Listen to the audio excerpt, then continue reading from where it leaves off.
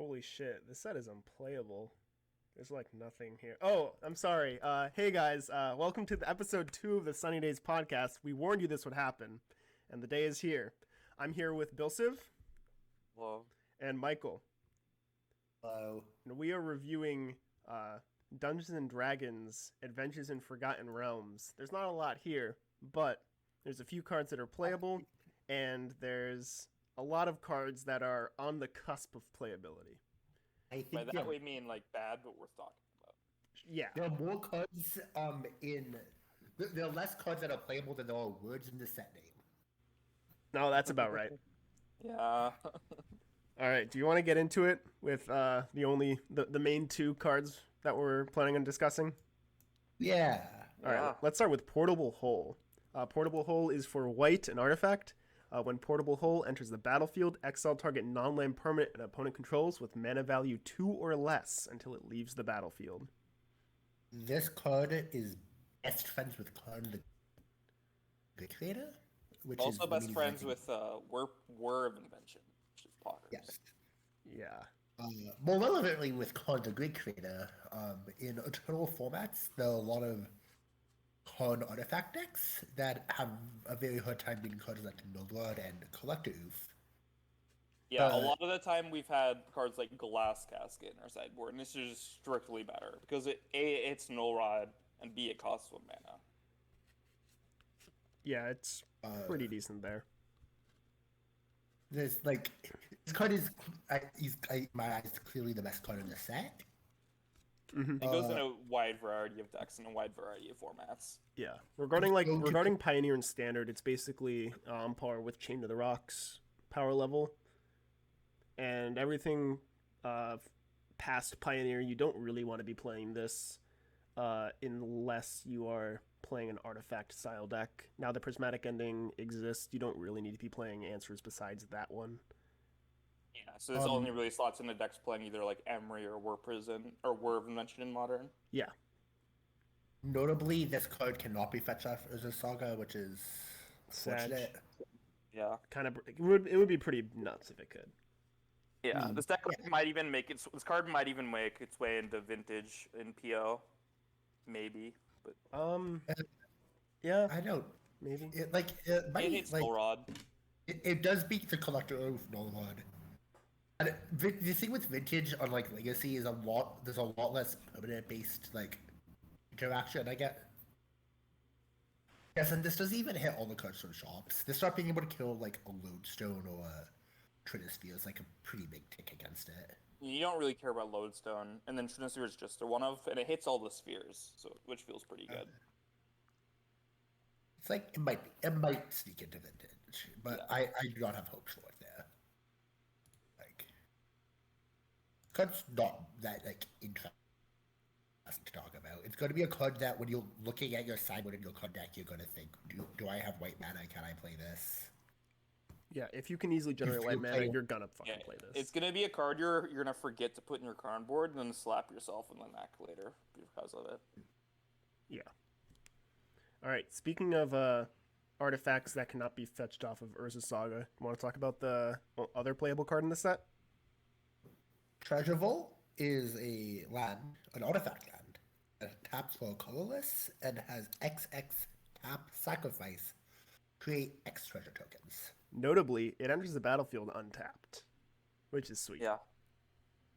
Pretty interesting in the modern Affinity style decks. Yeah, we finally get to cut the tap lands. Yes, dude. Some people are still going to be playing some amount of tap lands because like the red blue or the black blue or whatever people are playing is good with Thought Monitor. You do need a good amount of blue sources in that deck to consistently cast it, or else like your deck doesn't function. Yep. But having access to more untapped artifact lands is pog. A pretty nice thing about this is it's really nice when you're playing cards like Glimmer Void or Spire of Industry to have artifact lands that like just function like lands, so you don't have to worry about like really casting a removal spell on your creature that's an artifact. At the same time, this does die to artifact removal like Force of Vigor, which is kind of scary.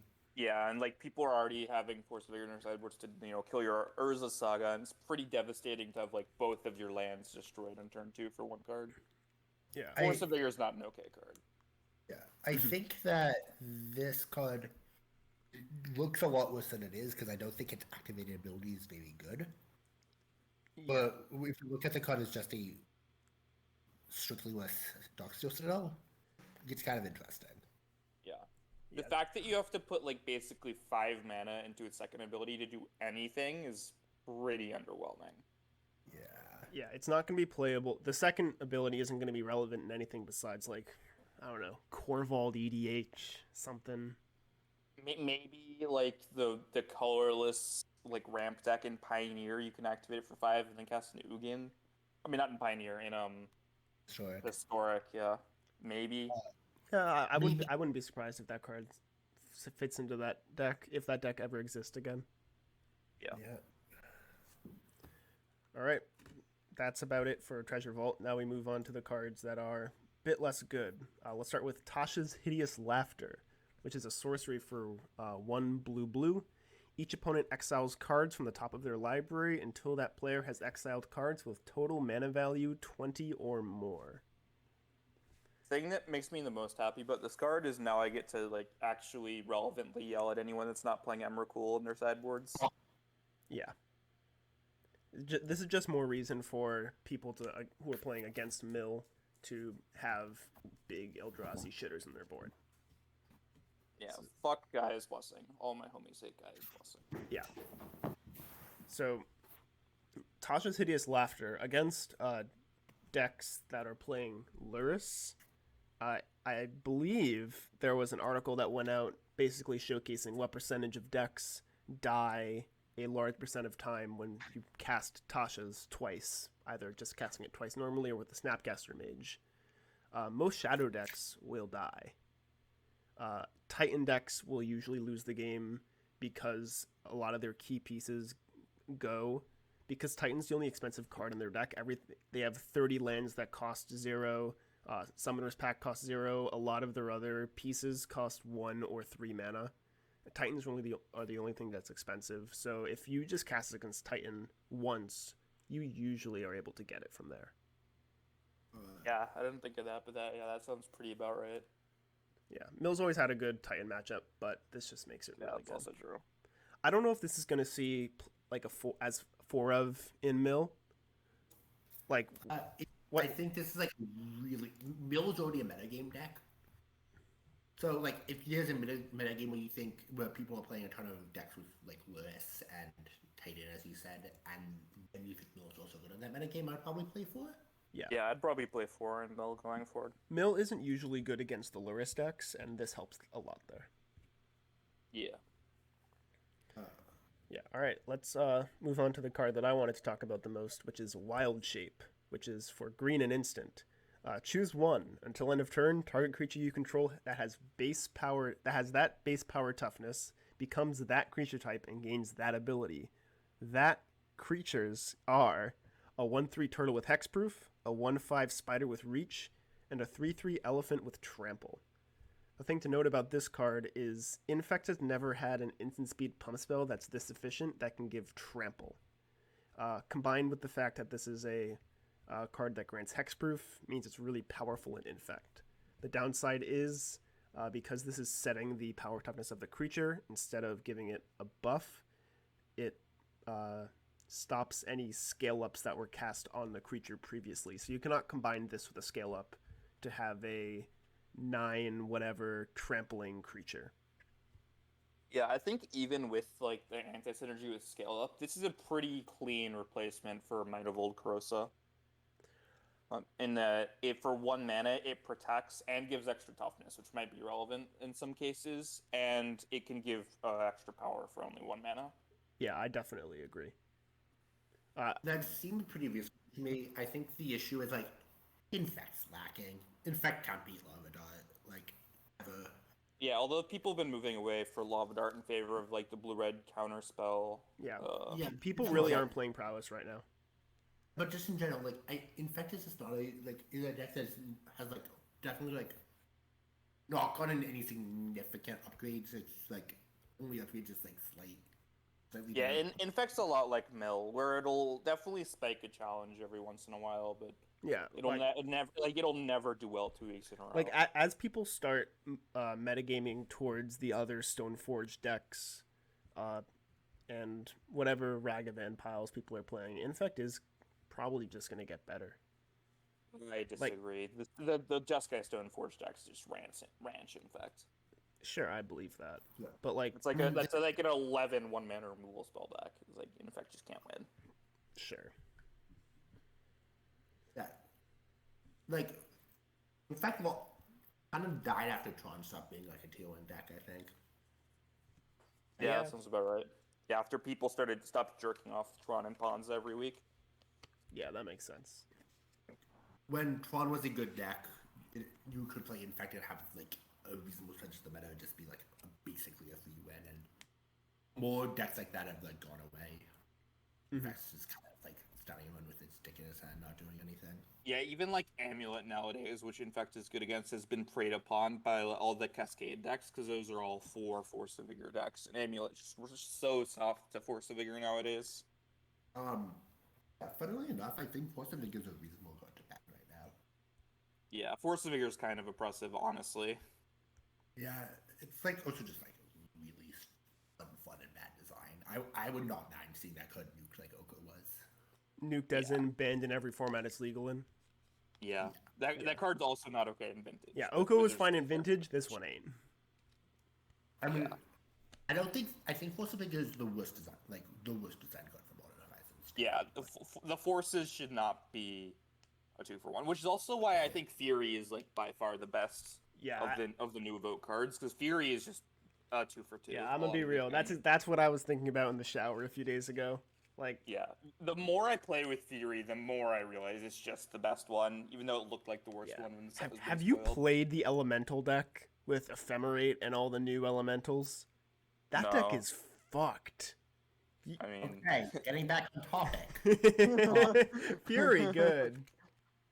Sam thinks the Black Staff of Waterdeep is good, which is blue for legendary artifact. You may choose not to untap it during untap step, and it has Wizard is not smart enough to make a flavorful card, so they tell you the joke text. One in a blue tap. Another target non-token artifact you control becomes a 4/4 artifact creature for as long as the Black Staff of Waterdeep remains tapped. Activates this only as a sorcery. This card means that the artifact deck beats blue-black control. For the most part. A repeatable Ensoul artifact is really good. The deck before had to play Animating Fairy, or what was the creature that turned a thing into a 5/5? But but like when the creature died, it's also stopped being a 5/5. That card was just not good, and it also meant that playing that card also meant you couldn't be playing Luris. Black Staff of Waterdeep means you can just be playing blue-white with Luris, and like this card, I'm perfectly fine playing like a turn 1 Toolcraft Exemplar, turn 2 Black Staff plus a 1-mana artifact, and then turn 3 fire it up as a 4/4 and attack for 7. That's just a really good play pattern for Pioneer. No, Pioneer has turn 5 Splinter Twin in it now. Yeah, but the artifact and soul decks are traditionally good against the Splitter Twin style decks. You have the extremely fast clock, and you have the permission in Stubborn Denial. Yeah, that's what I was about to say. Is making it being a four power is like pretty big. Right? Yeah. I'm not saying Ensoul is going to be like a new top deck in the format, but it's a huge upgrade, and it's probably going to make Ensoul playable again. I think I agree. Yeah. Yeah. Yep. This card seems fine. Yeah. Do you want to talk about Wish? Ooh, Wish. It is 2 and a red for a sorcery. You may play a card you own from outside the game this turn. This is what actually is the other playable card from the set. I don't care what anyone else says. It goes in probably a few combo decks. For starters, I have not played Lotus Field enough in Pioneer to know if this is better than Fae. I assume it is. Like from the games I played with that deck, you normally don't set up with a Fae. So it seems like it's one less mana for a Fae. Yeah, I mean there are situations in the deck where you are setting up. You also want a 1/4 sometimes. 1/4's our pod. Yeah, 1/4's our pod. I don't know. This card would this card see play in Gift Storm and Modern? I don't think so. It might, but you have to really leave the deck. I mean, you're already only playing 7 bears in your main deck, right? So it's pretty free to like put another one in your sideboard, and then then you're spending 5 mana for a bear. Well, yeah, I'm not using Wish to grab. I wouldn't put a bear in the sideboard for Wish. I can see hands where like you have 6 total mana and you want a bear to go off with a Past Inflames in your hand. I think for the most, like Gifts is like a storm. It's like super compact. Like also like it's like a 1.5 card combo deck where you just cast Gifts and win most games. So yeah, I don't see Wish having a home there. But then we get to Legacy, where I think this card has a lot of. Mm-hmm. Yeah. This card really likes the card LED. So the shell I think of it the most is the mono red storm deck. I think Manas top rated a Legacy challenge with it recently. Might have even won it. I don't remember. But the deck is like definitely lacking in payoffs that are like playable, and I think this is better than a lot of them. Yeah, I think it's better than the 3-mana draw 3. Yeah, it's playing for sure, and I think it also slots into Tess. Maybe not as a 4 of, but I think it's definitely better than Wishclaw Talisman, which they are playing. It's not. It's not. No. Yeah, I don't know. Yeah, Wishclaw Talisman is a good Magic card. Yeah. Whatever his name is, the test guy, he was talking about it on Twitter, I think. Cook? Yeah. Sure. So Tess, you normally want to play Wishclaw and then untap and kill. Like you building up resources a lot. Like the issue with this card is you don't build up resources. Mm-hmm. Yeah. It's also important to note this card does not work well with Echo, which is unfortunate. Mm-hmm. Correct. That sucks. That sucks. Like you can still use it to grab an LED, but whatever. Why would I wish for an LED? Mm-hmm. What? To have more copies of LED, dude. I don't want to spend 3 mana for an LED. Is not a good. I mean, if I had 3 mana and an Echo in my hand, yeah, 3 mana for a Time Twister is a fine rate. Yeah. Yeah, I'm not cutting LEDs from my deck though. All the shitty combo decks, if they're not playing Con, want 4 LED in them because it's the best card in your deck.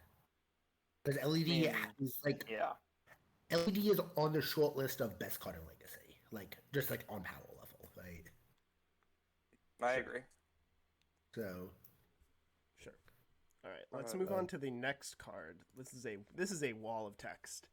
The Book of Vile Darkness is for black, a legendary artifact. At the beginning of your end step, if you lost 2 or more life this turn, create a 2/2 zombie creature token. It also has tap, exile Book of Vile Darkness, and artifacts you control. Name Eye of Vecna and Hand of Vecna. Create Vecna, a legendary 8/8 black zombie god creature token with indestructible. It gains all triggered abilities of the exiled cards. So the first line of text is obviously good with Shocklands and Pioneer. I don't see this card being good in any other format besides Pioneer. Pioneer's slow enough where this could do something. In regards to the second ability, Eye of Vecna is a card that I'm going to talk about a bit later. It's kind of playable. Talk about it now. Sure, we can talk about it now. Eye of Vecna it's a 2-mana legendary artifact. When it enters the battlefield, you draw a card and lose 2 life. At the beginning of your upkeep, you may pay 2. If you do, draw a card and lose 2 life. It's basically a Argo's Bloodfast, which was a pretty good source of card advantage in its day. This being generic is fine, but in regards to the black deck in the Book of Vile Darkness, it's kind of inefficient, but it's still fine. Hand of Vecna is a pretty unplayable equipment. So the 8/8 zombie god isn't really going to be something you're trying to do in Pioneer. So It seems being really good in standard. Some mono block like tempo deck with these all the 3 of these cards. Being triple black is good, especially because Gary is still legal in the format. Mm-hmm. So there might be a decent mono black devotion deck in standard. There's no good way to have you lose 2 or more life this turn except the modal double face land Agadeem's Awakening. That one lets you lose 3 life. Loses life when it enters. Oh yeah, triggering eyes. Yeah. Sure, yeah, I'm in. Yeah. I'm not seeing this card, Sam, I'm gonna be honest. It seems really slow and like you have to do a lot of work. I mean, you don't need to do a ton of work. All you need to do is like shock in a land on turn 3 and play it. You get a dude, and then it generates value for the rest of the game. I mean, no, because in Modern Magic, if you're playing a 3-mana 2/2, definitely not Modern. Oh, no, by Modern he means after War of the Spark. No, by after like this like recent, like the second most recent card frame, like the 8th edition card frame change or whatever. You cannot spend 3 mana for a 2/2. Like it's a bit more than 3 mana for a 2/2. But like if this card is such bad tempo, I can't play it in my like an aggressive deck, right? You would agree with me there? Yeah. And then I don't want to play a like control-y deck that is dealing itself 2 damage every turn. I'm not happy on wait until 3 turns down the road. I'm not happy with black make 2/2/2 zombies. I think if you're like 3 2/2s, I'm happy. I could see this slotting into like some kind of like black-white Doom Foretold style of deck, where you get extra value out of Eye because you can get the draw card off Eye, trigger, make a zombie, and then also sack it later to Doom Foretold. I think Eye is good in that deck. I don't think this card is good in anything. It's just so slow. Like core flavor. Yada yada yada. Yeah, one of the main downsides is in a lot of the decks you want to be playing this in, you also want Luris, so that just doesn't work. Kind of annoying. Yeah, the reason I could see it being playing a Doom Foretold style deck is that those kind of decks also have like a lot of incidental life gain with like Oath of Kaya and Omen of the Sun. I can Oath of Kaya myself to lose 2 life, and then I can. Oh shit! Does that even work? Yeah, that works. Are you? Yeah, you lost 2 life from the damage. Yeah. Okay. Okay, next up is Circle of Dreams Druid, which is green for Elf Druid, 2/1, that taps for a green mana for each creature you control. Elvish Archdruid. Pioneer Elves is not too far off. This is like a pretty nice card for that deck. Pioneer Elves doesn't have a good payoff for like dumping mana, right? They don't have. There's no Azuri. There's no. There's one color, right? There's what? Isn't there like the 1 in a green 2/3 that you can pay 7 to give all your creatures 2/2 and Death Touch? It doesn't give trample though. Still like not a bad not thing. I also think that this might see play as like a 1-of in Modern Elves. Archdruid number 5. Yeah, the mana off of Archdruid definitely matters a lot more than the buff in Modern. Mm-hmm. I wouldn't be surprised if Modern Elves plays even 3 of this card. Yeah. Yeah, especially after adding Quarian Druid. Quarian Ranger, whatever. Creature, not elf. Like, I would not be too shocked if like some green ramp deck played it. Like, yeah, maybe. Like if you have one other mana door can play, this is tapping for 2. Like, is Great Henge still legal in Standard? Yes, it's from Throne. Why would Throne ever rotate? I mean, I thought Throne rotated with this set now. Or is that next set? No, I believe it's next set. It is next set. Why would Throne ever rotate well? You're right. I mean, I'm just waiting for them to make Bone Crusher Giant evergreen. That would be Bog. Yeah. Bone Crusher's just a good design, better than Divination. Yeah, this card is unplayable in Standard Bone Crusher leaves. That's correct. Yeah. All right. Next card is a Sirak before you mispronounce it. Are you sure? Yes. All right. Are you sure it's not Ace Rarak? Oh, that's better. All right. Yeah. Go off, King. Acerak. Ace Erisarak. A Sirak. Ace Rarak. Ace Rarak. Lord of Undeath. 2 and a black, 5/5. That's a big boy. When it enters the battlefield, if you didn't complete Tomb of Annihilation, return Acerak to its owner's hand and venture into the dungeon. Whenever he attacks for each opponent, create a 2/2 black zombie creature token unless the defending player sacrifices a creature. This card would be way better if it was a 2/2 instead of a 5/5. Why? Because then you could tutor it with both recruiters. Oh, Yeah. Yeah, so basically this card allows you to go infinite with Alurin as long as you haven't completed Tomb of Annihilation, which I would assume you haven't in Alurin. This is just two and a black venture. One of the main dungeon, the long one, has modes that say draw cards and make dudes. What are the dungeons? What are the dungeons that deals damage? Both of the dungeons deal damage. Oh, so you can that play. one deals damage too? Alright, yeah. They both do. So this one just... Another thing we didn't think of is if there's some way to cheat Rooftop Storm into play, you just kill with this. I thought about this. There's not. Oh, hold on. What if we change our Glimpse deck to just glimpse into Rooftop Storm in this? Yeah, did you not see the person in our Discord who posted that deck and we made fun of him? It seemed... No, I didn't make fun of him. The deck looks fucking sick, honestly. No, it's bad. I'm kinda in. What's the highest CMC zombies? Like, what are the best zombies you can play in that deck? You can also win with Grimgrin and Gravecrawler. Sidisi Undead Vizier is more copies of Acerak. Yeah? Wait, are we breaking it live on stream?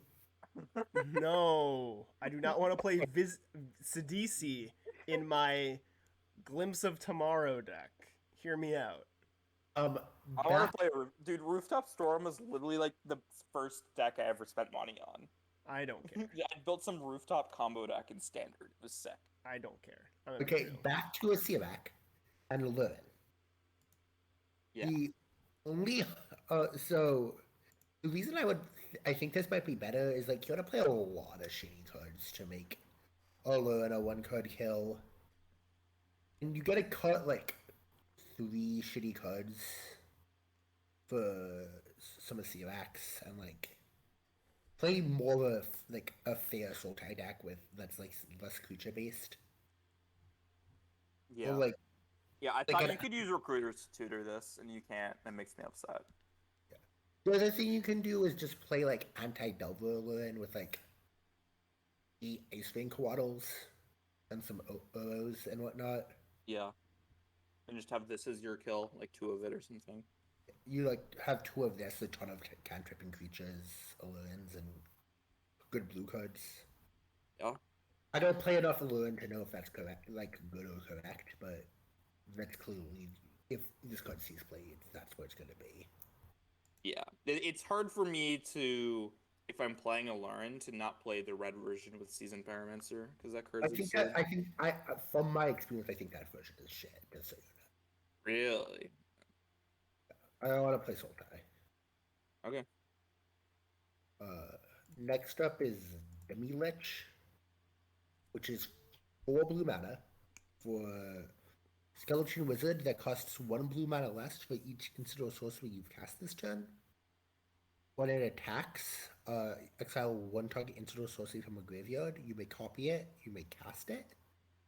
And when you may cast Demilech from your graveyard by exiling 4 sorceries and pay its mana cost. It is a 4/3, which is annoying. The more I look at this card, the more I'm off it, honestly. Yeah. When I read this card, I thought it was dog shit. I saw people on Twitter talking about it as good. I thought about it more. I realized people on Twitter are stupid. This card is dog shit. I wholeheartedly the fact agree. that, like, it doesn't work with Mishra's Bauble is really bad. Yeah. The fact that you have to pay for the instant is insane. Yeah. Why we? Yeah. This is like people like see this and it's like, ooh, you get a cheat on mana. Ooh, it's like a Dreadhorde Arcanist. Except you never cheat on mana with this card. Yeah. It's like, I think the first line. Like the absolute best situation with this card, it's like turn 3 and you're going Manamorphose triple 1-drop or something. Yeah. Or like the ideal scenario is like turn 2 Manamorphose dart bolt play Demilech. That. But like that's not even that good, honestly. Yeah, or like Manamorphose Demilech also works. That's the only scenario where this is good, but it's just worse in a Storming Entity because it doesn't scry 2 on ETB before it dies. Yeah, like I and like it has like this long-term inevitability with it, but it doesn't work in modern because you want to be flashing back Lava Nuts and you're playing Bedlam Reveler. Bedlam Reveler's a good card. I don't want to make my good cards bad. Even if Prowess ever comes back, I would be very surprised if it doesn't incorporate Murktide Regent into the deck. Yeah, I think Murktide Regent is just a better payoff in modern. Yeah. And then people talk about this card in Legacy. I think those people are like smoking something. Yeah, Murktide Regent is just better than Dig Through Time. People are just talking about this in Legacy because Dreadhorde is banned. Yeah, they're like talking about this like in Delver, and this card is always 4 mana in Delver. And like in Delver, you got so many good upgrades. Yeah. Like this card is just a worse Ragavan. Like if this card came out and Modern Horizons 2 wasn't in, I'd be a lot more hyped. But Modern Horizons 2 just like ruined this card in every format where it's designed for. Yeah. This card is uncastable in Delver. Like because Delver's not playing any free spells like Dart or Manamorphose. I can't see how this would ever be playable in Delver. Yeah, Delver has already moved away from the main deck gut shots. Sorry. Yeah. So yeah, there's no way that you're ever casting this for a reasonable rate. Okay. I think we just call people stupid and move on to the next card. Yeah. I don't know why you added this card, but go ahead, Michael. Asmodeus, the Ox Fiend, is 4 black for a legendary creature, Devil God. It has Wizard's I Can't Tell a Joke. If you draw a card, exile the top card of your library face down instead. Black, draw 7 cards. Black, return all exiled cards with Asmodeus to their owner's hand and you lose that much life, and it's a 6/6. I don't know, this card lets you draw 7 cards for 4 mana. Like, are you referring to like EDH play? No. I'm not seeing anything. I don't get this card. You want to be paying 4 mana for a Grizzlebrand activation? Yeah. Why not just pay 2 more mana for a Grizzlebrand? Like I'm not saying this card is busted. I don't know if this card's even playable, but it's like really fucking powerful. Like, I don't like a Reanimator deck doesn't exist in any format that Grizzlebrand doesn't exist in. Do you need to be reanimating this? Probably. You're casting 6 mana for a 6/6 that stops your draw step, and then It doesn't stop your draw step. It lets you has 7 more draw steps. I mean, you're paying 6 mana for a 6/6 and your opponent's gonna kill it. That's what's happening in every format. Yeah.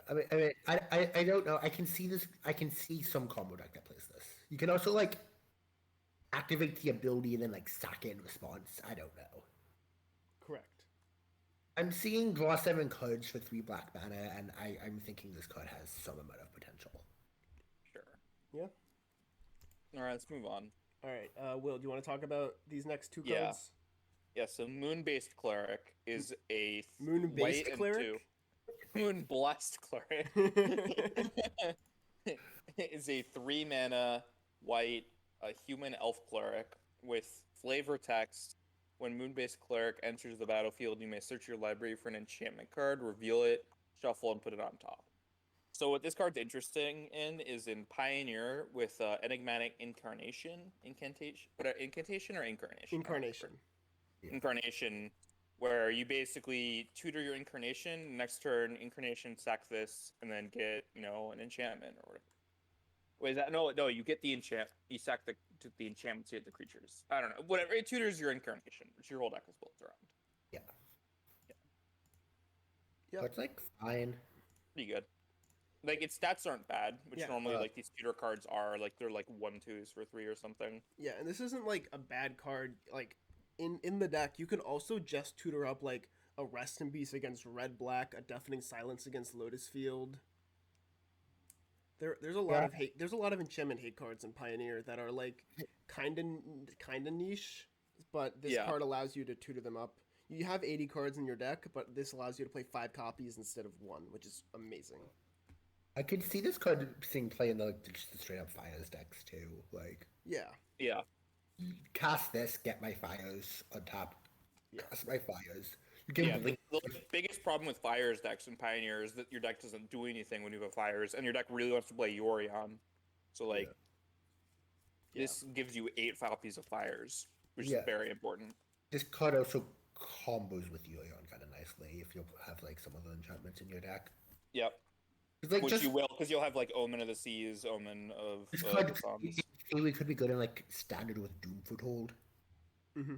Yep. Like there are a lot of really good 4-drop enchantments like nowadays, and being able to play it like it's not a good ball. Like 3 mana 3/2 is obviously not playable, but it's like not that bad. It could even tutor a Lurin Legacy. I don't think it's going to, but it could. Yeah, I think that's because you were thinking about a little, and we can like start naming other than like it could tutor a moat in Legacy. Ooh, a moat. Hold on, it could tutor a standstill. Ooh. Yeah, what if we just like name random enchantments for like 5 minutes? Is this good? Well, we can tutor Urza Saga with this if you need a land. Oh no, I'm in. Yeah, hold on, I'm in. We're gonna play this in Modern now. We can tutor with this. Wait, how many cookbooks do we have now? Oh shit! Oh shit! So many cookbooks. We can tutor. We can tutor the next card on our list, the Bard class. Oh, all right. Class. Will, do you wanna try to finagle your way into explaining why this card's playable? All right. So Bard class, it's a red and a green for an enchantment class, which is a new subtype of enchantment as is of this set. It looks a bit like a saga. It's a bit like a saga, except you have to pay for the next levels, and they're all statics basically. So this text says, legendary creatures you control enter the battlefield with additional +1/+1 counters on them, and then you can pay an additional red and green to get to level 2, which says legendary spells you cast cost red, green less to cast. Only reduce the color mana, not the colorless. And then 3 red and a green to go to level 3, which says whenever you cast a legendary spell, exile the top 2 cards of your library. You may play them this turn. Yeah. And then notably with these classes, you'll have all of the levels you have unlocked. So say if you're level 2, your legendary spells will cost red, green less, and they'll enter with another counter. Yeah. Another thing, you cannot skip levels. In order to get to level 3, you have to be at level 2. Yeah, so this card's interesting to me because everything that reduces mana costs is just inherently, like, there might be something there. And in Pioneer, there are cards like Gallia and other cards. Like, maybe there's some red-green legendary shitters that Zergo! might be good. I don't know. Remember we built a red-white legendary Mox Amber deck a bit ago. Didn't work. It played like Karizev and Zergo. Yeah, so it had 4 Zergo, 4 Kithian, and then 4 Karizev, and that allowed you to play like turn 3 Hazoret with like no cards in hand because your deck is very cheap, or Aurelia. That was the deck. This card does not fit into that deck because white is needed for that deck to function because Kithian's the only playable card in the deck. Yeah. Anyway. This card this card definitely has potential to be busted, like, but not right now. I think it's probably missing 1 or 2 legendary creatures that are exactly the red-green mana cost. Yeah, that's exactly what I was going to say. If they print 2 red-green creatures, like, maybe. Who knows? How does hybrid mana work with the like? It Let's say Burning Tree Emissary was legendary. You'd be able to cast that for free. Yes, you would be able to cast Burning Tree for free. Okay, so just keep a lookout for any. Yeah, they just need to print a legendary Burning Tree Emissary, and this card's actually insane. Yep, I'm in. All right. All right, Michael, you want to talk about the next one? Teleportation circle is 3 and a white. At the beginning of your end step, exile up to one target creature or artifact, and then return it to the battlefield under its owner's control. Kind of sick with Leon. I don't know. Leon go Yeah. the... This Oh. might see play in like the the Moonbase Cleric deck. Ooh, fires? Tutor some teleportation circle. Yeah, Go pop no, off. dude, you go to a teleportation circle. You play a teleportation circle. You go another free tutor. God, Let's I'm go. in. We're going somewhere with this. I don't know where. It's poggers. Into the ground. Yeah. Yeah, just get like 8 Oath of Kaya triggers somehow. Yeah, I'm in. Yep. Ooh, wait. Moonbase Cleric gets Oathakaya. Well, we're fools. This guy's busted. Wait, Told you. Moonbless Cleric gets Oath of Kaya, which we Oath of Kaya ourselves to trigger the Book of Vile Darkness. Enemy concede. Okay, next okay. card. All right, so I'm looking at fighter class, but I really don't know why I don't it's on get this list. Okay, so final class is a red and a white for a class that has ETB, search your library for equipment, reveal it, and put it into your hand and know the relevant text. Yeah, so level 2 is 3 mana, equip abilities cost 2 less, 5 mana.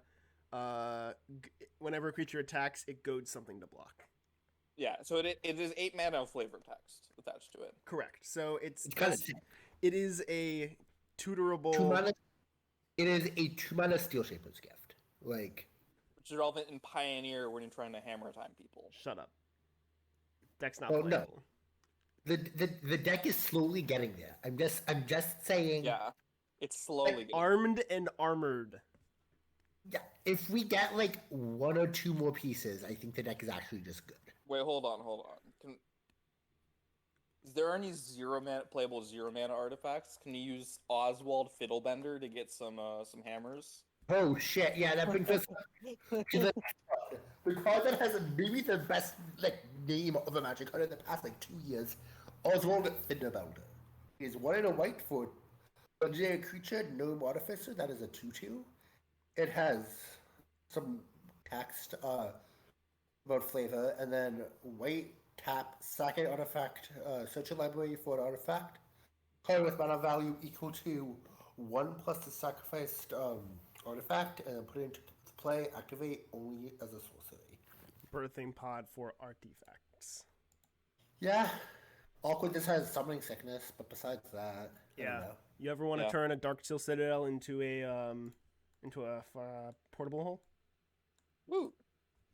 That's not bad, dude. If portable hole worked, don't need to know where, that'd be kind of sick. Yeah. This card maybe could see play in a blue-white, Wurza style deck in Modern. Maybe, as a one of, but I kind of hard because that deck already has a lot of good creatures between Emery and Urza, and You want to turn an Ichor Wellspring into a Trinisphere? Wait, I want to turn a Chromatic Star into An a Ichor Wellspring. Opter Foundry. Oh. no, You're no fun. You want an Ichor Wellsprings. I want to turn a Sword of the Meek into a 3 mana 1/1 and get my Sword of the Meek back. Oh wait, does the 3 mana 1/1 from the new set? Oh, the blue white one. Yeah, it looks at the top 2, and if you put one into your hand, and if the one you put into your hand was an artifact, you gain life. Isn't there a Mirror Retriever for 3? Oh wait, no, it's a 1/2, isn't it? No, there's it is. there's one for 4. Ah, shit. Is there one for 3? I don't know. Is there a way we can be cheating off with this guy by untapping him? And is there a card that keeps white mana when an artifact ETBs? Can we go infinite?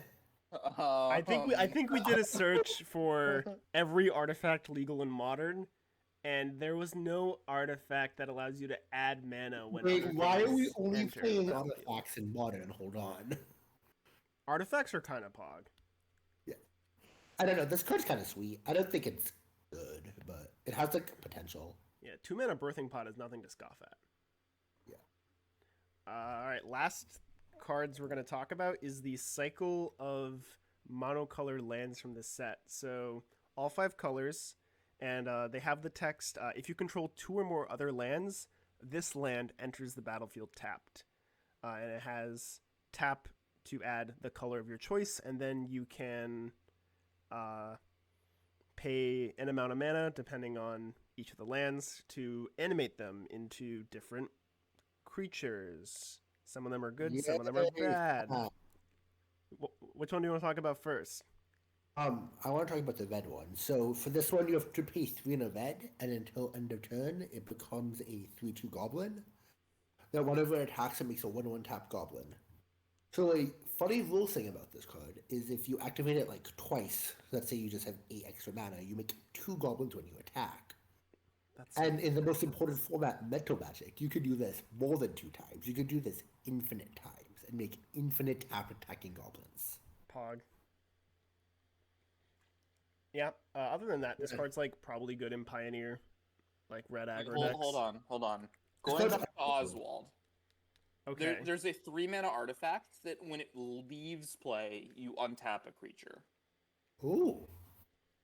Called Esper Sojourners. Oh yeah. Oh, I know. Good. Yeah. Yeah. All right. Does that do anything? Hold on. We need to find a 4-mana thing that generates mana. Clock of Omens? Clock of Omens? Clock of Omens is a 4-mana thing that generates mana? Okay. If we can make infinite mana, there's also Staff of Domination. Yeah. How much is that? Yeah. That's 5 mana? We need to make a loop of 5 mana. Basically. Wait, Staff of Domination is 3 mana to put into play, and it'd be 1 to untap it and 3 to untap a creature. Wait, Staff of Domination. Wait, there's also 1,000-Year Elixir, which has 1 tap, untap target creature, and then it gives the Oswald haste, basically. I'm trying to. What's the. There's an artifact that taps for 3. Dreamstone Archive, is that what I'm thinking of? Sunhedron. They cost 6. Dreamstone Edron plus 2 Staff of Dominations and. You only need 1 Staff of Domination. You don't need 2. Alright, never mind. I don't know what I'm talking about anymore. Yeah. Hey, back to these lands. Yeah. So the red one called Den of the Bugbear is good in Pioneer. Sam, you brought up that you think this card's playable in Pioneer. I disagree. It's like pretty good in the red decks. Oh, dude, there's also Dross Scorpion. Well, I can talk about the lands, please. Sorry. I artifact cards go burr in my brain. Yeah, we can talk about this after we're done with the recording. Okay. Yeah, so I like the red one a lot. I like the green one a lot. I think the red one is good in like standard aggro. I don't see this card being good. It's like this card's really sick with Corband. Yeah. I want to be playing this card in big red. Like I know it enters tapped, but I don't care. It's just a good card. I do care. Big red like kinda can't afford any tap lands. You can afford a bit. No, it can't. It's a curve out shitter deck. You can't play tap lands in your curve out shitter deck. You can definitely play 1 or 2 Den of the Bugbear. Yeah, I don't see an issue here. It's like there's nothing wrong with playing a few tap lands. I'm pretty sure the blue one is straight up unplayable. Same with the black one. Yeah. The white one's only good in standard. Actually, no, the black one might the be black fine. one's fine. The blue one's the worst one by far. I mean, yeah. Yeah. Do you want to talk These about? lands don't lend themselves well to decks that play a lot, like with high mana costs. So high mana cost. Yeah. Activations are like kind of weird. You want to talk about Lair of the Hydra? Yeah, Lair of the Hydra I think is pretty good. It's like what's its activated ability, Michael? It's green X until end of turn. Lair of the Hydra becomes an XX green Hydra creature. Yada yada yada. And X cannot be 0, so you can't pay green to kill it. Aww. If you ditch it. I assume that's just for digital, that you don't want people misclicking. Yeah. Yeah. But in general, I don't know, this card seems like reasonable to me. Yeah, no, I definitely agree. Like in like green ramp decks, you can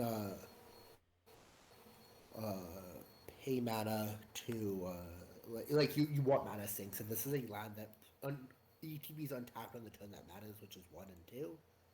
So you can play your mana dorks, and then later on in the game, it's like an extra threat. When ramp decks run out of threats sometimes. Yeah. Yeah, I think that's about it for everything in the set. There's not a whole lot from this set that we actually believe is good. There's nothing else, right? No, that's pretty bland. Yeah. No, I don't think so. Yeah, no. I'm just doing a quick look through, but yeah, there's nothing. I think we can call the episode here. Sure. Yeah. This set didn't have playables in it, so Yeah, we were honestly not gonna write. We were just gonna cancel the set spotlight, but we did a look through, and there are some fringe playables. yeah, but there's nothing exciting. Yeah, I was expecting to. I had a case of collectors boxes in my Amazon cart pre-ordered, and I just canceled it because there was nothing good in the set. I don't think this is gonna be a set that appreciates well. I don't think it's gonna affect Magic a whole lot. So here are Michael Plummer's quick financial pickups. I would pick up the character drests if you can get them cheap, because the Dungeons and Dragons judges that will get a hot on for them. I would pick up the teleportation circle because that card's very good in EDH. I would pick up as many dungeons as you can get, because all the dungeon cards are going to be super cheap, and in 5 years they're going to be expensive. A lot like Delver, like checklist cards. I mean, so the issue is they're going to be cheap, but people are going to want the foil versions. Of what? The dungeons. Sure. Pick up foil dungeons too. Yeah. But like, I believe foil dungeons only come in pre-release kits, right? I don't know. I think I read that they come in pre-release kits and not collector boosters.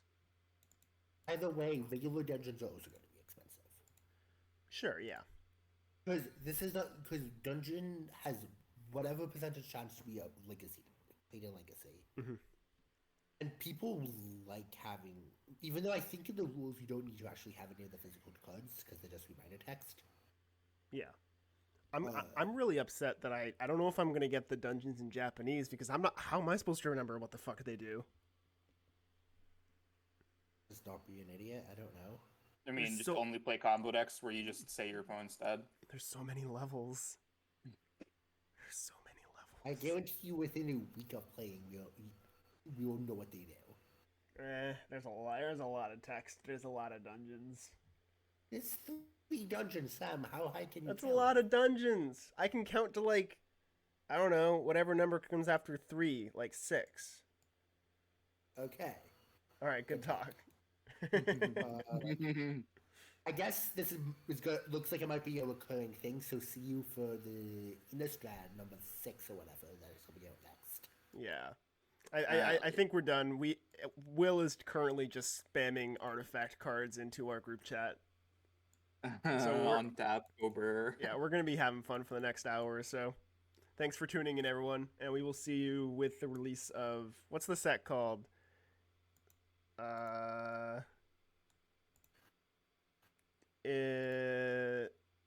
Untitled Innistrad Werewolf set. Very exciting. Oh wait! If they ever make a Magic set named Untitled Innistrad set, I will like do so much. That'd be the best name for a set. Yeah, that would be sweet.